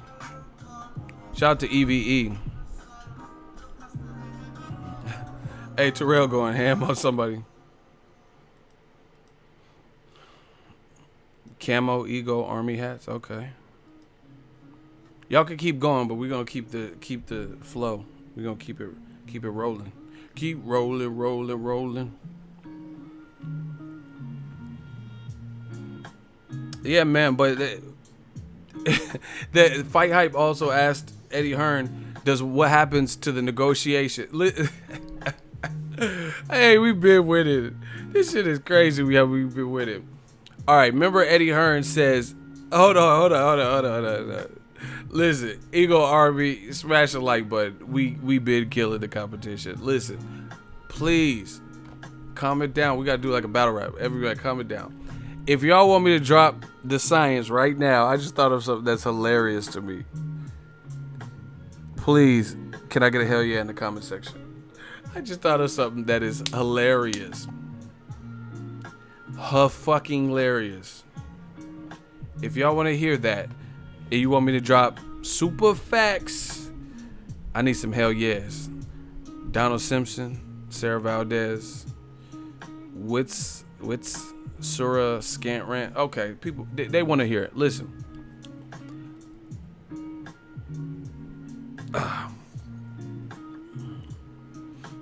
We got another super chat. Rasad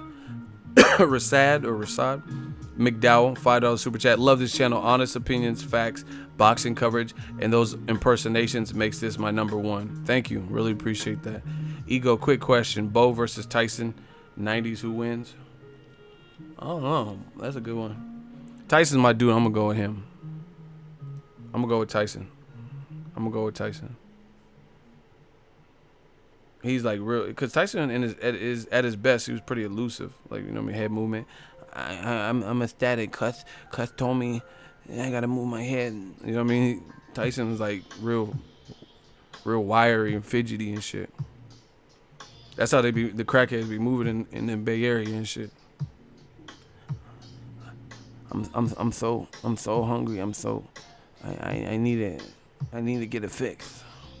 All right, listen. Before I lose this point, shout out to you for the super chat. Hey. All right.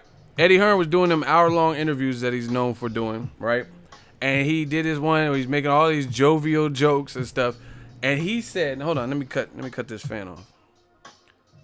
He did an interview and he was using his hands and he was like saying to the people, you tell me who won.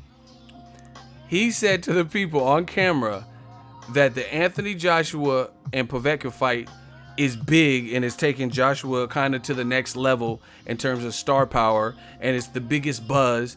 And he says Wilder is stuck at the last offer of $15 million because no matter who he fights, his stock is gonna go.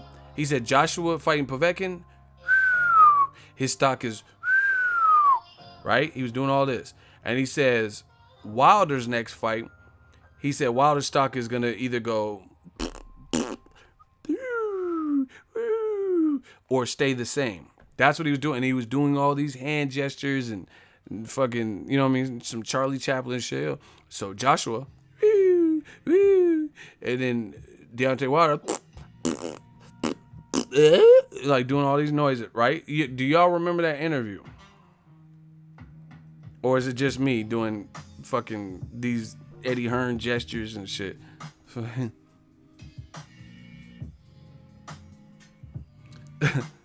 When the limelight hits your lyrics, just...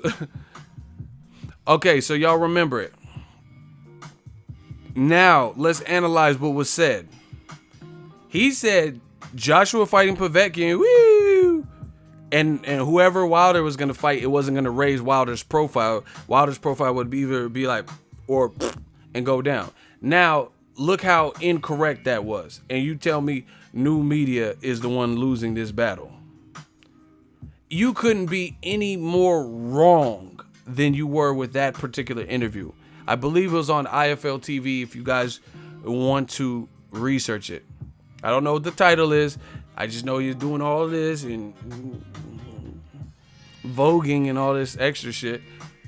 That's like one of the most wrong statements regarding Joshua Wilder that he's ever made, because now that we see who Wilder's fighting next, his stock is definitely not doing this, and it's damn sure not dropping, especially if he's able to beat Fury. But even in a defeat, which I'm picking him to win, but even in defeat, people still respect Wilder or Fury either way, no matter who loses. At least I do. You know what I mean? Because they at least went after it and risked it all, risked their undefeated record. So you tell me who won. Eddie Hearn says Joshua Povetkin, that type of fight is going to take Joshua's star power through the roof, but Wilder can't get no more money, right? Because his stock is going to either stay the same and not really move, or it's going to go down. Fast forward to the future. He just did an interview with Fight Hype today. Oh my God. This shit is too easy for me, because y'all are too emotional and y'all say stupid shit, and y'all really don't believe what you say.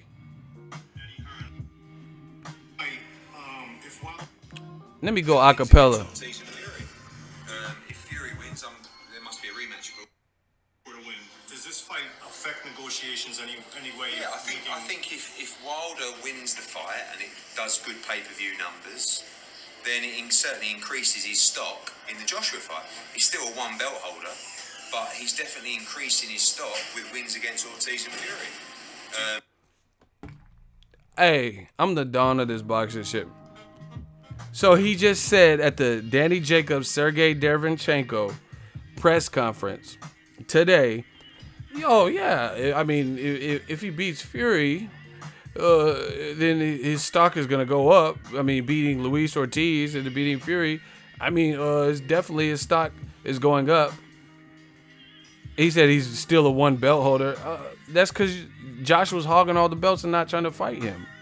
Of course, he's gonna always be a one belt holder until y'all pull the trigger on the fight.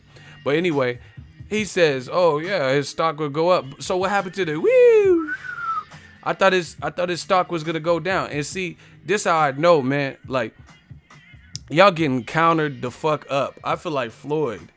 Y'all getting hit with so much vicious counters, just like wow, check hook. Oh my gosh, y'all is dizzy right now with these counter arguments. So explain both of those interviews. Once again, another inconsistency from Eddie Hearn. A couple weeks ago, you were saying Wilder, his stock, he's stuck at $15 million, your improved offer, which we know is a lowball offer, right? You're saying he's stuck at $15 million, and then you're doing all this semantics and whatever, all these extras and ad libs and, you know what I mean, like hand gestures and shit, saying Joshua's profile is going crazy from Povetkin, and nobody's even talking about that fight at all. Nobody's really talking about that fight. Meanwhile, Wilder Fury is taking a lot. They're asking Andre Ward, who's not even a heavyweight, on ESPN yesterday on the Get Up show about Wilder Fury. They didn't ask, to my knowledge, from what I've seen, they didn't ask Dre one question about Joshua versus Povetkin. And you know what they asked about? Ward said his opinion on Wilder. He talked about the heavyweight division, and he said Wilder Joshua gotta happen. Fans don't care about why it couldn't happen and stuff. They just want to see a great fight. That gotta happen. They gotta make that fight. That's what Andre Ward said on ESPN. And once again, I tried warning these other channels. I tried to. Now, once again, you see how crazy they look. All these people is running around like preaching what they wanted and laughing because Eddie Hearn was doing all this and all that. Now you have Eddie Hearn again on camera contradicting what his prior notion. But you can watch my old live streams from January, February, March, and I'm saying the same shit. I'm saying the same shit I've been saying. Same exact shit with more ammunition. I'm just saying it even more confident than before because we got more interviews and more quotes and more footage and all that. So I'm just saying it more confidently. He said Wilder's stuck at 15 mil because his platform, his profile won't increase with his next opponent. He's going to fight Dominic Breazeale. Oh, what a difference a few months makes. Because he's not fighting Dominic Breazeale. In fact, Dominic Breazeale did an interview, and Dominic Breazeale said he was never even contacted. So he believes, this is before Wilder Fury was announced. Dominic Breazeale said, I never even got a call about fighting Wilder. So I think he's going to fight Fury when it was still in the rumor stage. So Eddie Hearn says 15 mil, we're not improving the negotiations, right? Because Joshua's profile is going to raise, and no matter who Joshua or who Wilder fights, his profile is going to either stay here or it's going to go down, and or he's going to fight a Dominic Breazeale. It's not going to do much for him. Then now you have Dominic Breazeale who's on tape. He's saying, hey, they never even hit me. They never even called me. And we know the WBC already said he's not due up for a mandatory. He don't have to fight Dominic Breazeale. So once again, more proof that Deontay Wilder is about that life. Because if he wasn't, most people believe that Dominic Breazeale, with one loss, would be an easier fight for Wilder, easier than Tyson Fury. Does anyone disagree with that? Is there anyone, like, you guys can make all the excuses, oh, Tyson Fury, he needs a couple more tune-ups. Is there anyone that believes, because Dominic Breazeale ain't fought in a minute. He ain't fought in a minute. Does anyone believe that Dominic Breazeale, who lost to Anthony Joshua and has one loss, is a more challenging fight for Wilder's style than Tyson Fury is? Let's settle it right now. We got a hot seat, because I don't believe that. Does anybody believe Breazeale is a more difficult fight? I'm not saying he can't win round. I'm saying he's overall more difficult than Tyson Fury. And we're talking about this Tyson Fury, the one that just fought Francisco Pineda and is about to go into another training camp. Michael says never. Hell no. Fury, much more difficult fight. So how can Wilder not be about that life? Nobody's willing to stand up and say or suggest that Breazeale is a more dangerous or difficult fight than Tyson Fury. And Dominic Breazeale's on tape admitting that he never even got a call to fight Wilder. Meanwhile, Eddie Hearn was saying that Wilder, he's not gonna renegotiate with him because he's fighting Dominic Breazeale. Remember, I tried warning these other channels, not one by one, because I got shit to do. I don't have time for it. But I know they watch me. I don't watch them, but I know they watch me. I tried warning them. Now look how crazy they look. Remember, all they was talking about was Wilder fighting Dominic Breazeale. Now the information comes out. Dominic Breazeale said Wilder fighting Fury because I've never even got a call to fight Wilder. But let Eddie Hearn and these other channels who run around repeating what he said, let them tell it. They're saying that Dominic Breazeale was next. And Eddie Hearn said no matter who he fights next, his stock would drop and Joshua's stock is improving. And it couldn't be any more opposite. People are pissed at Joshua, leaving hate mail on his comment section over the Povetkin fight. His stock is not improving. If anything, is going down. Joshua is not in the fan favorites list right now, like Errol Spence, Terrence Crawford, Mikey Garcia, Wilder. You know, guys who are just doing what they're supposed to be doing. Lomachenko, Canelo, Triple G, right? Well, not really Canelo because he had that drugs thing. So like Triple G maybe. He's not on that list right now. And Eddie Hearn let him tell it. He said, oh, AJ's stock is rising. But it's actually, he's being impacted negatively. And Wilder's stock, his popularity, all that's going up. His paycheck, all that. Remember, Eddie Hearn was pocket watching another man in them earlier videos talking about, oh, I mean, Wilder, we offer him, I think, $5 million. It's going to be 2 times more. You're only going to get $1 million or $2 million versus your next opponent. Surprise, motherfucker. They putting on Showtime pay-per-view. So he's definitely making more money than $2 million for Wilder Fury. So once again, more evidence of how wrong Eddie Hearn has been with past interviews, recent interviews, the last couple of weeks, last month or whatever, versus now.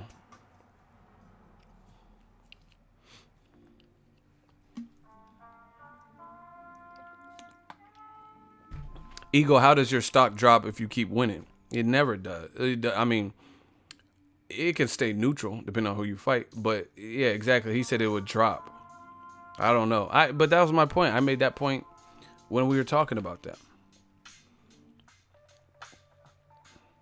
Shout out to Glasgow, Scotland. Hey, Triple G and Fury will win both their fights. I wouldn't bet the house on that though, bro. Not 2 fights. You be homeless in a motherfucker because I'm actually picking the opposite of both of your picks. You don't bet your house, bro. You can say like I'll bet you a $50 gift card on Amazon. I don't want you homeless. I don't want none of y'all homeless. You know what I'm saying? And with them predictions, you might be homeless. I don't want to see you out there, man. You gonna be a shit house living outside. Hey. Oh my. You're like, chat shit get broke. You gonna be broke. Don't do that. If you want to bet, just at least wager something realistic. Don't bet your house, bro. Because those picks, I'm literally picking the opposite of what you just said on both of them. And I know I'm not the only one. Fuck you, Ego. Fuck you too. Well, you want some super chat money to make you feel better? They want to hate so bad.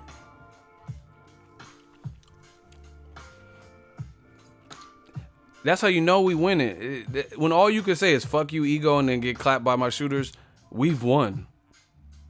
You didn't say, I just talked for 10 minutes straight, bringing fact after fact, and the best you could come up with is fuck you, Ego. We winning. We're not worried about that because you don't have nothing. If you had something, then it would be beyond fuck you, Ego. You would have been like, actually, you're wrong. Eddie Hearn never said this, and this was false, and you misquoted it. But they're not doing that. So my job here is done. Shout out to the super chats. I'm gonna get up off this thing. It's been a great ride, man. I appreciate you. He said fuck you, Ego, random as fuck. But that's all they can do. That's all they could do is say fuck you, Ego, because they don't talk like this in person when I see them, and they know we winning. They know Ego's army is winning. So they just have to get attention some kind of way. That's them voicing their concerns or whatever you want to call it. You know, that's them having their temper tantrums because they know they can't dispute what's being said. Someone said, tag your it, mofos. Exactly. Thanks for the knowledge and entertainment, Ego. We appreciate you. Man, I appreciate y'all. Y'all been holding it down. September's going to be a busy month for me. I'm just trying to gear up for it. So I'm just trying to not burn myself out, because it's going to be crazy. Shout out to Brent Weary. Another super chat, $10 super chat. Says, with the WBC, the coveted green strap, and if he wants to get past Fury, he will be the lineal champ, the man to beat, the man who beat the man. How can you argue that Wilder would not be the number 1 heavyweight? That's what I'm saying. And listen, this is why it hurts Eddie Hearn and Joshua right now. The winner of Wilder Fury is the A side to me. Yes, the A side. They are the top heavyweight, period, with 1 belt. Because to suggest otherwise, then we're prioritizing quantity over quality. Because some of them belts that Joshua got were from Klitschko coming off of a loss. He got 2 belts, a vacant belt, and he defended his IBF belt. And he got the IBO belt, I think, in that fight. Klitschko is coming off an 18-month and a loss. The first belt he got from Charles Martin, unproven. And then he just unified with Joseph Parker, who I think Wilder, Fury, and Deontay Wilder would all beat if they were afforded that opportunity.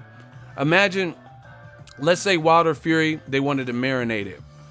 And Fury came back to Joseph Parker. Let's say Parker never fought AJ. Do you pick Joseph Parker to beat Fury if they fought in December? Let's say the Joshua fight never happened.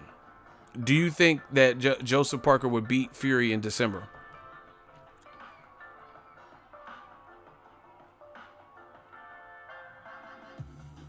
Does anyone pick? They would pick Joseph Parker without the Joshua fight if he still had a title, and then he came back and fought Tyson Fury, Look, see, look what the fans are saying.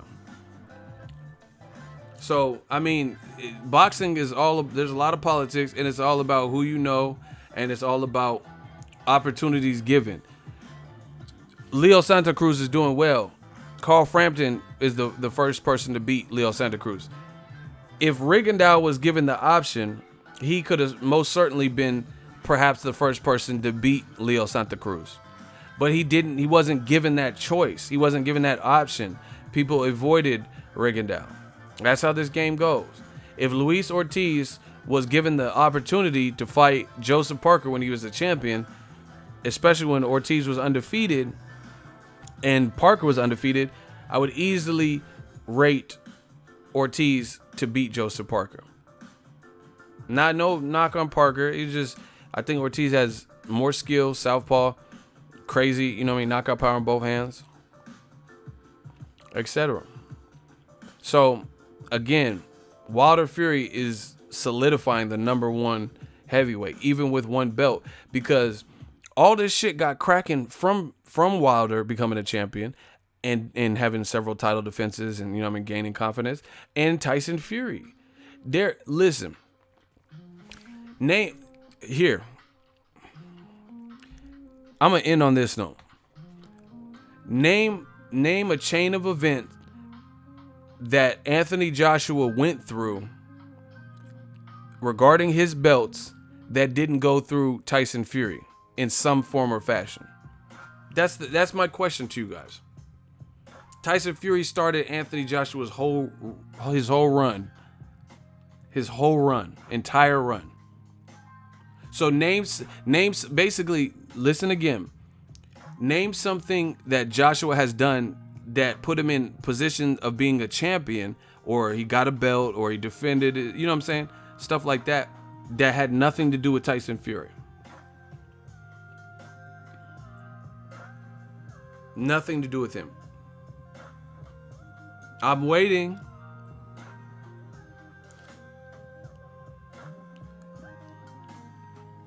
Name something he's done. He fought Charles Martin.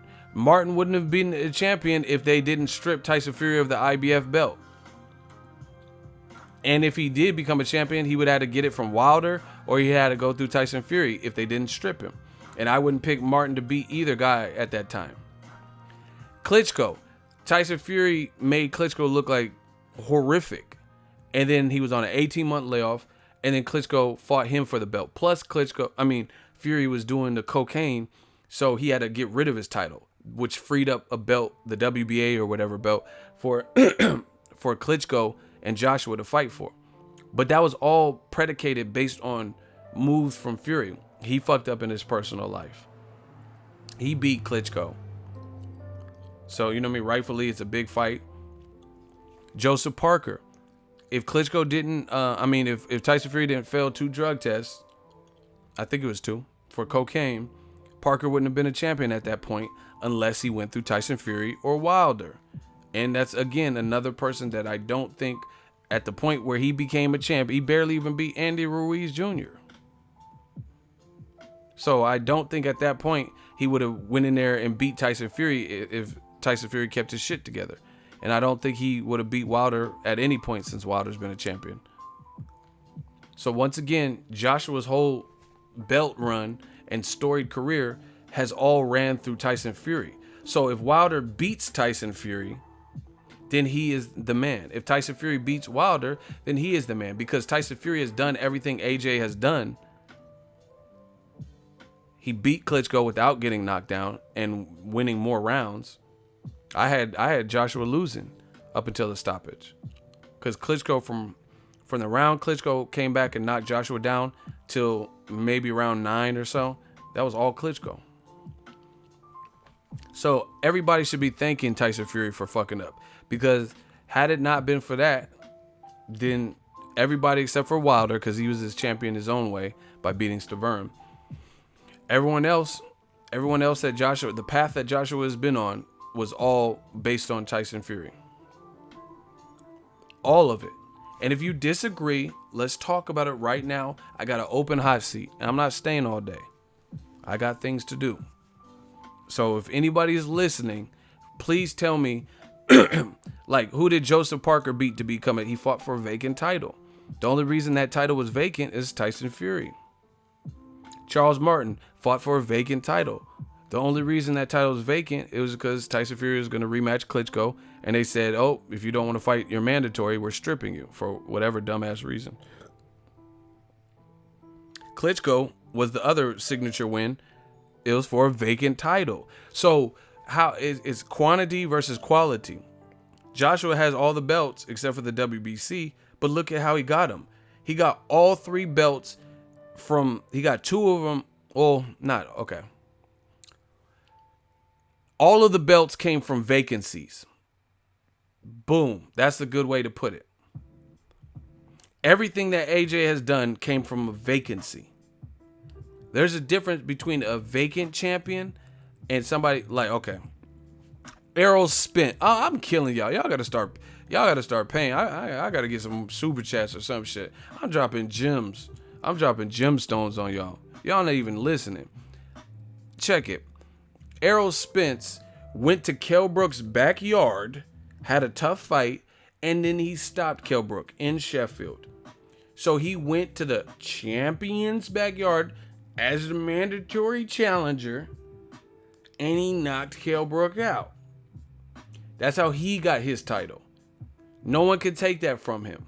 Now, if Kell Brook fought Golovkin, hurt his eye, and says, you know what, basically, I'm not going back to 47. Fuck Spence.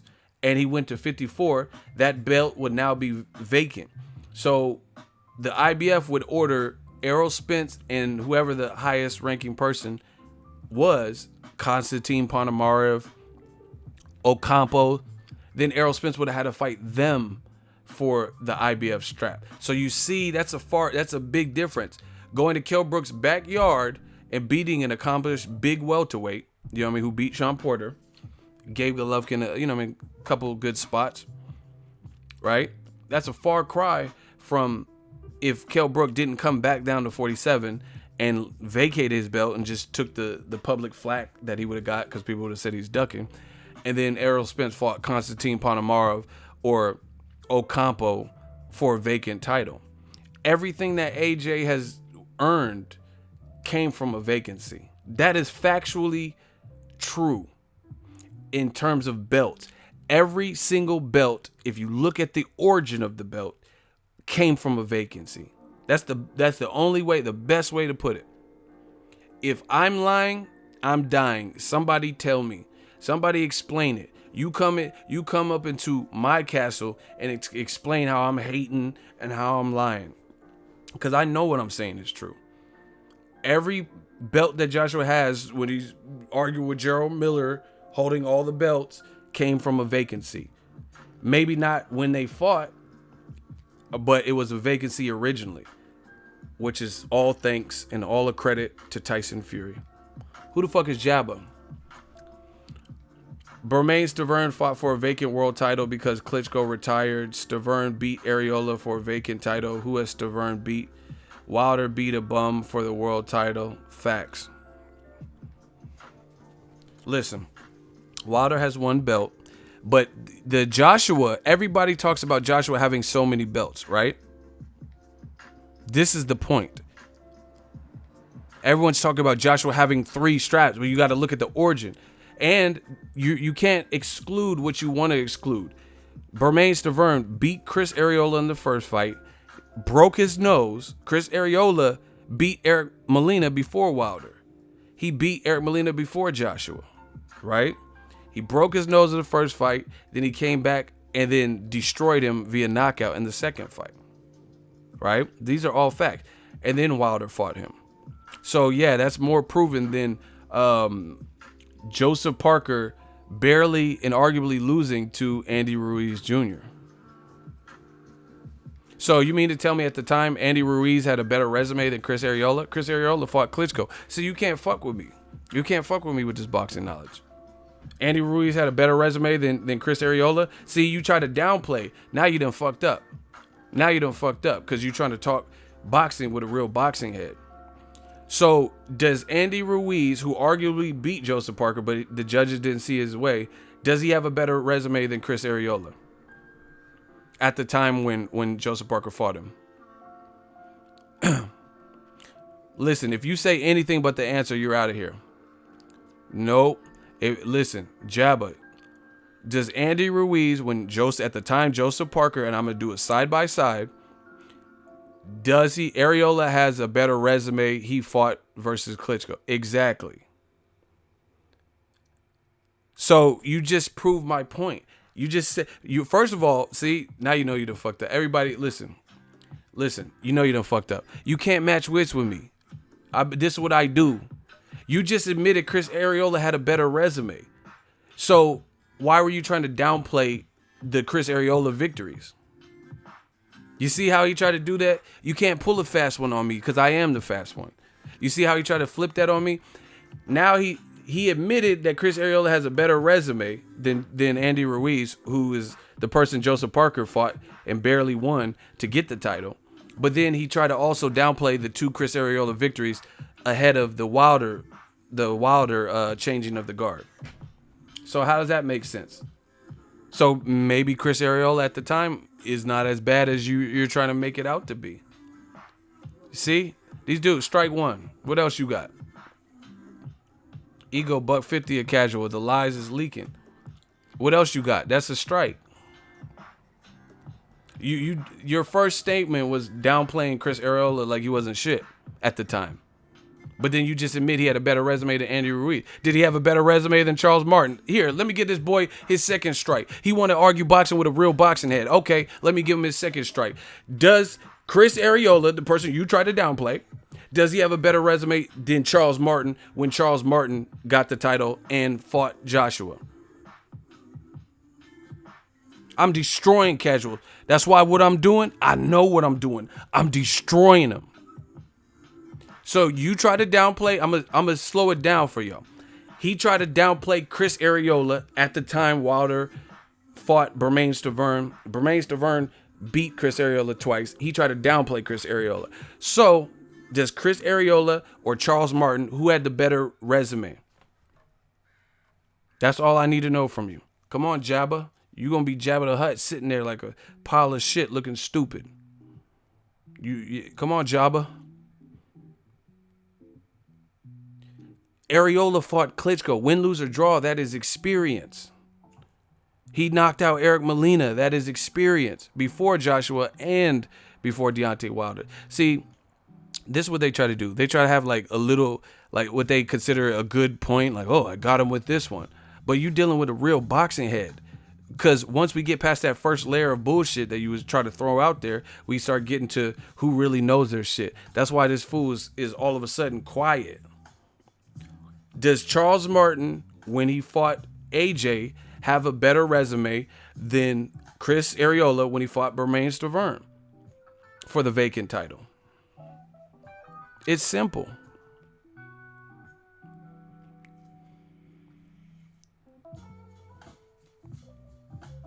Where is he at?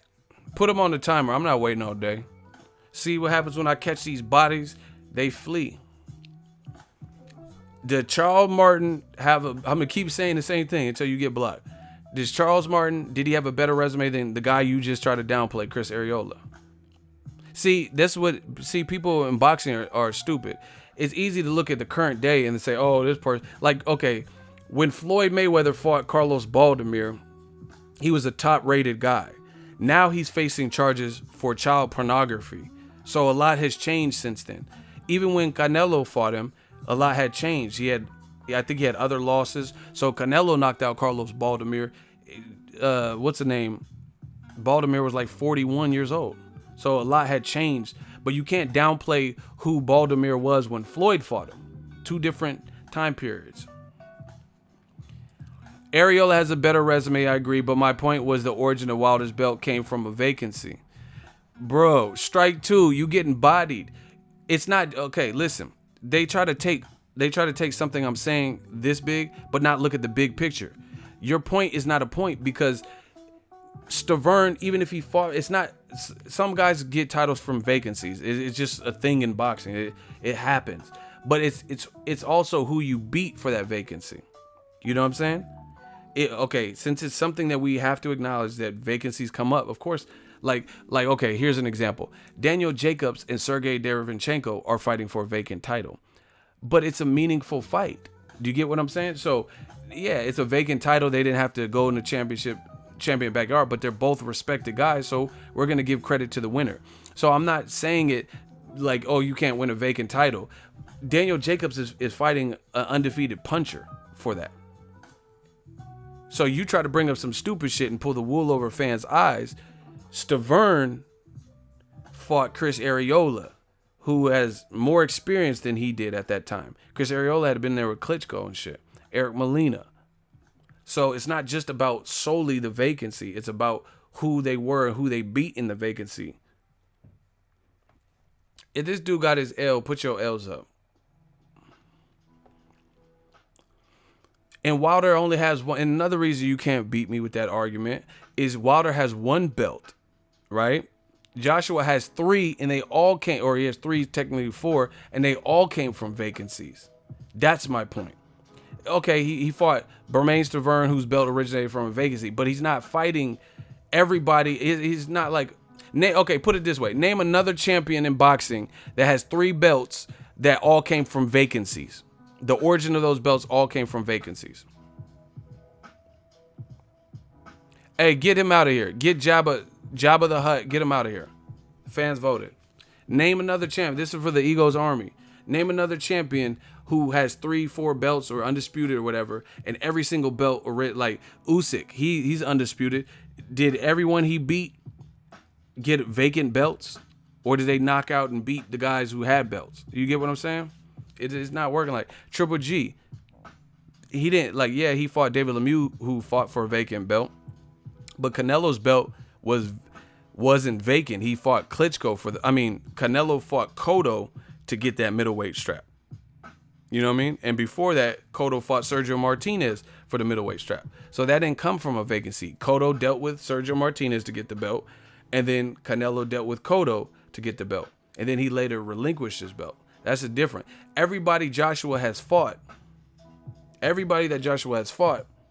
became champions through unifications. Through vacancies, excuse me. These dudes getting body. You made me miss super chats and all types of shit. Antonio Mendoza, $5 super chat. AJ, the manufacturer champion. Hearn is a great opportunist. That's a great word, opportunist. Wilder hit a road bump when Povetkin and Ortiz failed a drug test. Exactly, because those would have been meaningful fights. ZP Goldman, $2 super chat. How would AJ and Eddie Hearn react to Briggs' antics? They're like, oh, he's not being professional.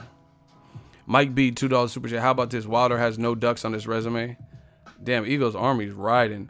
Mr. Bronx 24, $2 super chat. F the suckers, do your thing. Hashtag new media. These boys can't beat me. See, they try to pull the wool over your eyes. It's not just about being a vacant champion. That's, like I said, Daniel Jacobs is fighting Sergey Derevyanchenko for a vacant belt that was stripped from Golovkin. But it's still a meaningful fight. He's he's fighting a good opponent. Vice versa. They're fighting good ranked guys. Guys that we respect. So it should be a good fight. You see this old boy try to downplay Chris Arreola and who he was when Bermane Stiverne knocked him out. That it don't work like that, because I follow boxing. And Chris Arreola at the time, he was favored to beat Bermane Stiverne. Favored to beat him.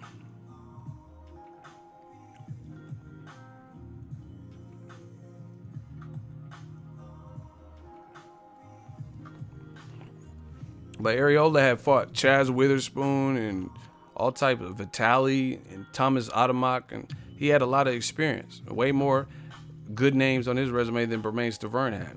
So that was a certified win for Wilder. Anyway, I'm out. Bodying these cats.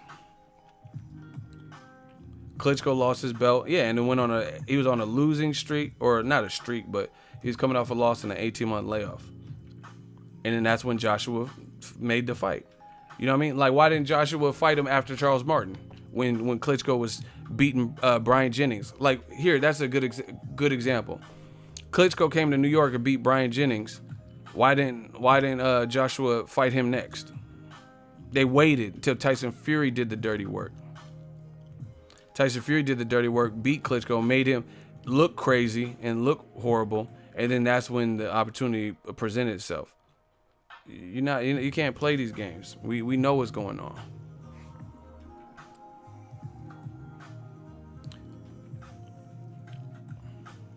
Peace out. I'm not putting no more casuals in there. Fuck what he talking about.